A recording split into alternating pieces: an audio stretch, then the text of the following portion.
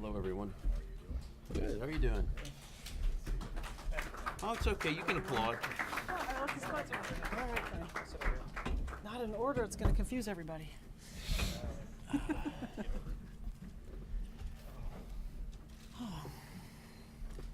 everybody look good? Good enough.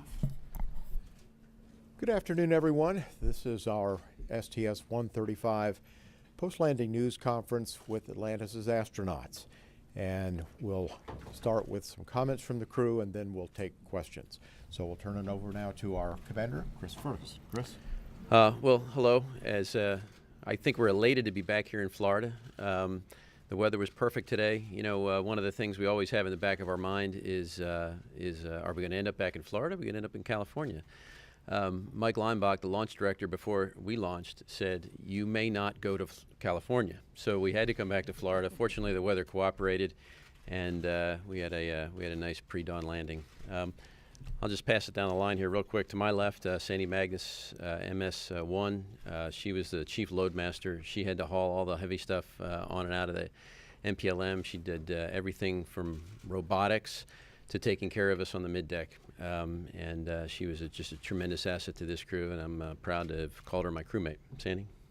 Yeah, the mission was incredibly busy. We knew it was going to be incredibly busy when we started. We got tons of help from the space station crew, and with their help and all the great work that these guys did, we were able to get all of that cargo transferred, and then more cargo transferred back to the MPLM. And yeah, I just have to say, it was such a pleasure to be on the International Space Station again. That's such a magical, wonderful place. And in some ways, I felt like I'd never left, but it's even bigger than it was 2 years ago. It's just a spectacular place. On my left is Mission Specialist 2, Rex Walheim, and he was our EVA guru and transfer guru as well. He did a lot in the MPLM that you may or may not have seen on the camera, but he was in there every day practically when he wasn't doing EVA stuff. And it's been real fun flying with Rex. We're classmates, and it's been really great sharing this experience with him. Thanks, Sandy. And basically for transfer, I just did what Sandy said to do, and that's pretty much all we did. And it was an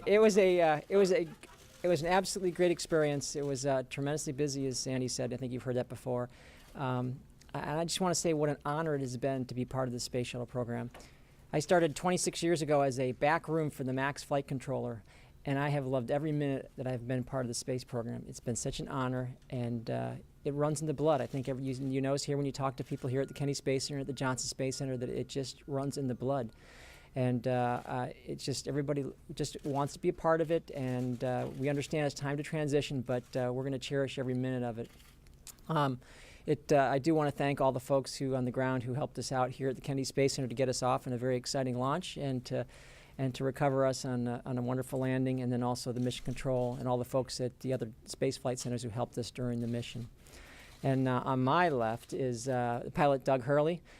Doug was the chief of the great undocking and fly-around you saw, and I'm sure it looked pretty, and you saw pictures of it, but it was pretty challenging inside.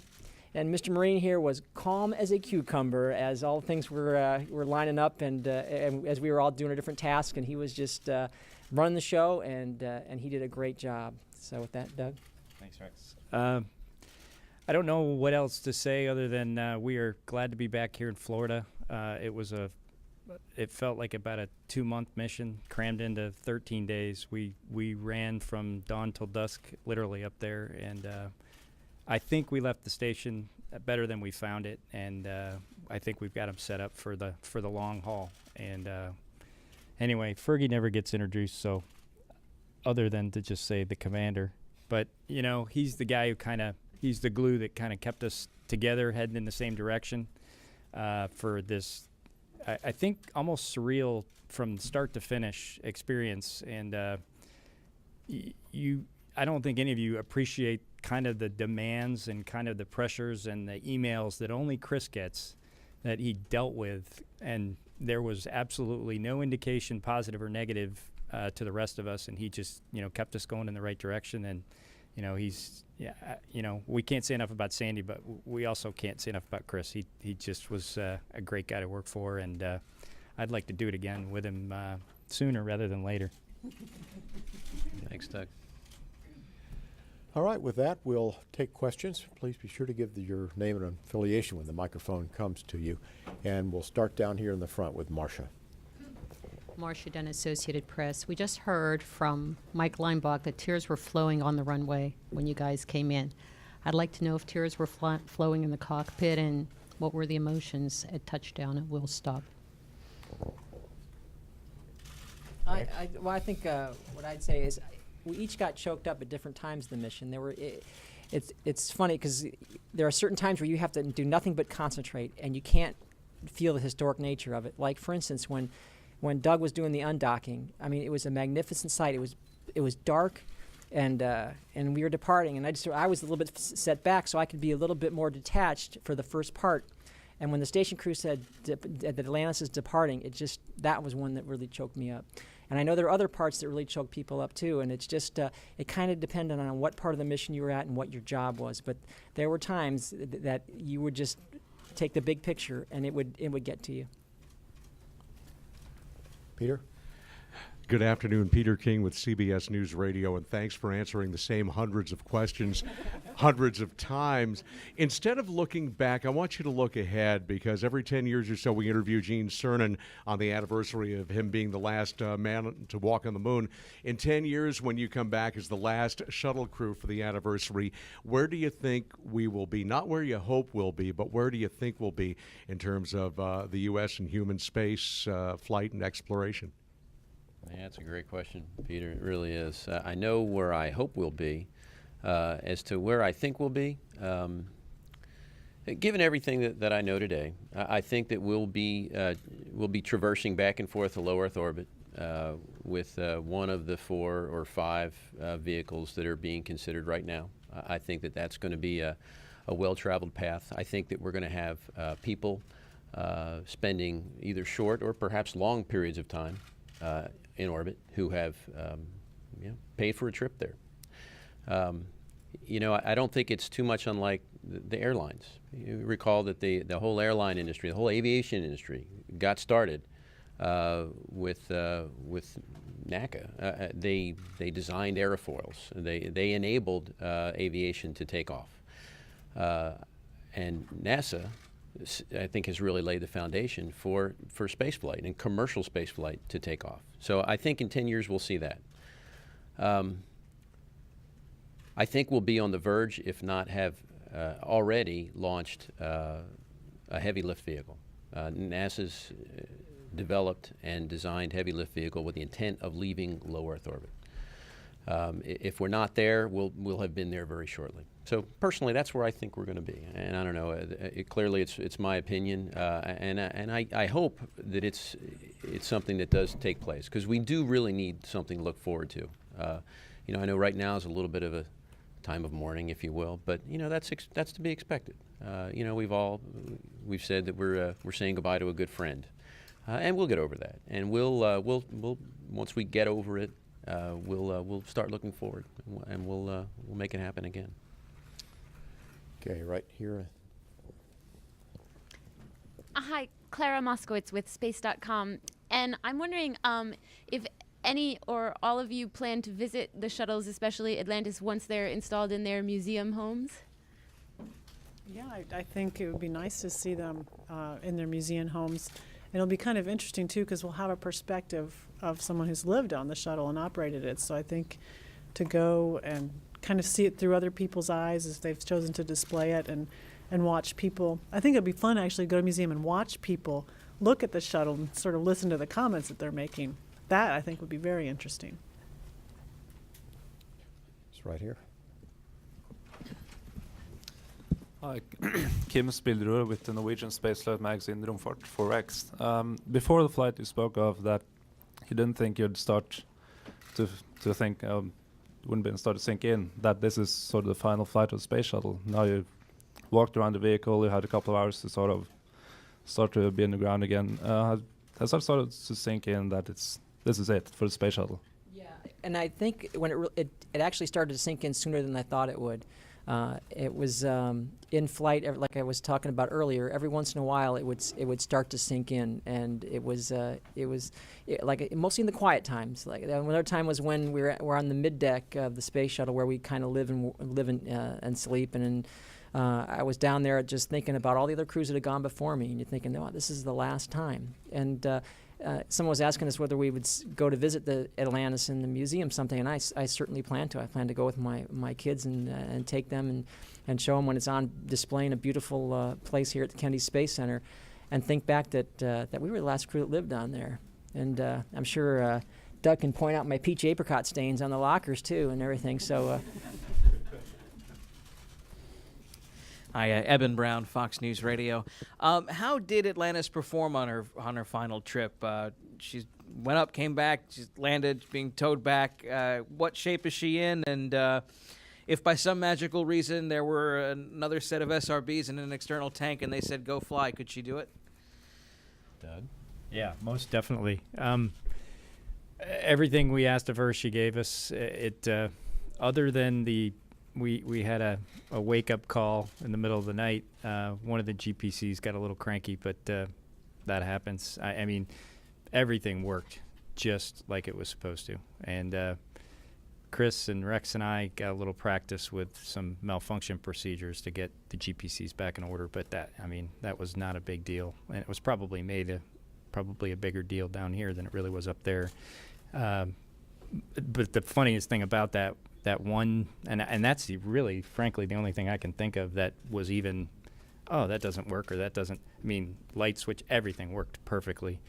But it was just, the memory I'll have of that is, the alarm went off, we're all in our sleeping bags, the mid-deck's dark, and Chris and I pop out of our sleeping bags, and we look at each other and go, what was that? and then we get out of our sleeping bags, we go up to the flight deck, we turn on a display, and we sort out that it was GPC-4, and then I think Chris described them as gophers coming out of their holes. Rex pops up the ladder, hey, what's going on? And then Sandy, who was sleeping on space station, popped up after that. So that's gonna. What do we say? Will everybody please just go back to bed? Go we'll back take to care sleep. of this. We got it. But no, Angie Brewer and her team had Atlantis ready to go, and I guarantee you 60 days from now she could go again. It's right here. Hi, Robert Perlman with CollectSpace.com. Rex's apricot stains notwithstanding, did you as a crew leave anything of yourselves on board Atlantis before leaving, perhaps like the Final Four inscription that you did on the simulators back in Houston? We did. We left a little something. We didn't want to make it permanent. We certainly didn't want to. We didn't want to deface Atlantis. We wanted to leave it up to the ground processing crew to decide what to do with what we left behind. But we left an inscription, a little plaque, and it was basically a tribute to the people who had worked on the space shuttle program since the day one, thanking them for their dedication, and just let them know how much we thought about the work that they do from the astronauts, from the people who get to operate the vehicle that they maintain. A lot of people think the astronauts live here in Florida and we rub elbows with these folks every day, but we don't. We live far away, and sometimes it's a little bit of an effort to get out here and give them the thanks and the praise they deserve, and we try to go the extra yard. And for the record, I did clean up my peach apricot drink stain. He did. Mostly. The pilot made them. Yeah, right here. Brian Locke, Delaware County Times, near Philadelphia. Yeah. Now that the wheels have stopped, when one STS-135 is mentioned, what will be your most memorable moment of that flight, and what would be your most memorable moment of all your flights? Oh, wow. That's hard. That's a hard one. Well, probably not one you would think. When the countdown clock stops at 31 seconds and somebody says the clock has stopped due to a malfunction, that tends to stick with you. The first question that comes to mind is, well, what kind of malfunction? And that's just the pilot's perspective. I think if I had to look at it from the layman's perspective, just the image of the space station up there, and unfortunately we cannot convey if you've seen pictures, but the pictures just do not capture the majesty of what humans have built in low Earth orbit. I mean, this is just an immense vehicle, and people are just living and working in it like it's Earth, only they float from module to module. It's almost a surreal experience, and that's probably my most touchy-feely memory. Frank Moriarty, New Jersey Monthly, to continue the Northeast area. And Chris, the Eagles hat's for you. But the question is for Sandy. You have more space flight time in orbit than the rest of the crew.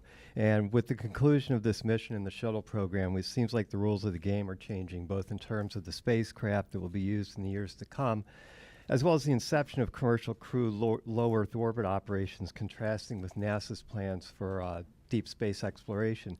Do you foresee a time when there may be different career paths for astronauts based on low Earth operations versus deep space? Is it getting to a point where that may be a consideration? You have to decide which direction you want to go in? Yeah, I think that's a conceivable idea, because as you get more access to low Earth orbit, of course, the scope of missions possible increases, and so that would require a whole different type of skill set. So it becomes, I hate to say this, but it becomes kind of a less of an exploration and more of a utilization, whereas the deep space missions are more of an exploration flavor, and that requires different skill sets. So I think just as when the shuttle came online, you saw an expansion of the types of opportunities available for people. You know, we now needed scientists and medical doctors and a wider variety of skill sets for that. I think you'll see the same thing here during this transition. So every little leap broadens the possibilities for people to go to space. And we have time for just one final question right here.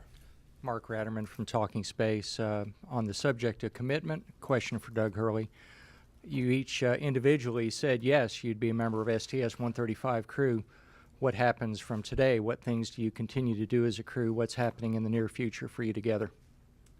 I think today we're probably going to go out and get a nice meal somewhere, and then head back to Houston tomorrow, say hi to the folks back there, and then we start in debriefs on Monday, physicals and debriefs again. We had some medical stuff earlier, so we'll probably be pretty busy. The debrief process usually takes a couple weeks, and then there's some post-flight PR appearances that we'll do after that. So we've got a few more months, I think, together, which is great, because it would be hard to kind of stop it right now. So I think that's generally what we'll be doing over the next probably couple, 3 months.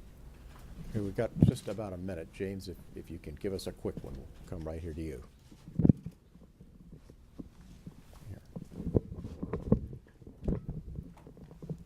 James Dean with Florida Today. I had a question for Doug as well. You waited a very long time for your first flight. I believe it was like 9 years. And I just wondered if, hopefully it's not that long for the next one, but did that experience give you any kind of perspective, any lessons learned in terms of patience, perseverance that you think might help you and the rest of the astronaut corps, anyone else involved with the program to kind of deal with the gap that's to come?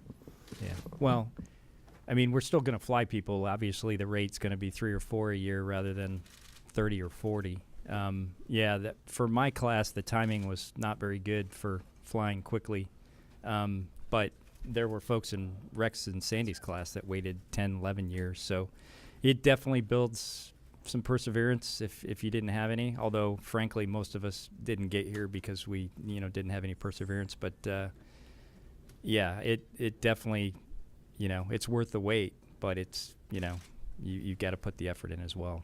But, hopefully if I fly again, waiting another 9 years to fly again would be harder rather than easier. But, the opportunity to go beyond low Earth orbit or do a 6-month expedition is a great opportunity as well. And, you just put your time in and do your job well, and, good things come. So I think I'll leave it at that. All right, well, that's all the time that we have with our Atlantis crew today, so that will conclude this briefing, and we'd like to thank the crew very much for coming. And thank you very much. This concludes the briefing. Thanks. Yeah, thank you. Thanks for keeping it short.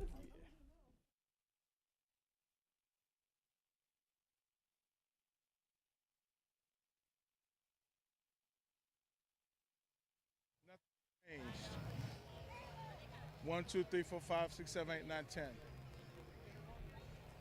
Tim, are you copying me?